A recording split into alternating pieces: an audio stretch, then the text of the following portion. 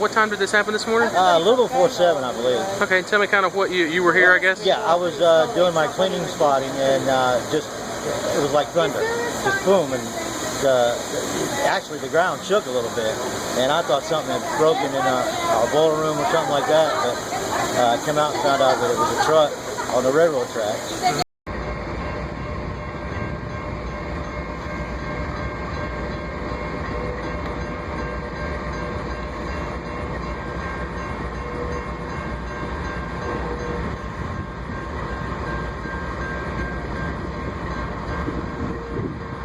I've been here 10 months, and I haven't seen anything like that. Okay. Have you guys noticed a lot of the bigger trucks coming through there? I mean, has that been a problem, or is that something you don't see a whole lot? I don't see a whole lot of it. I looked up there and I saw it hit the trailer, not the truck. And then I saw the guy get out, so I knew he was okay. And we just called 911.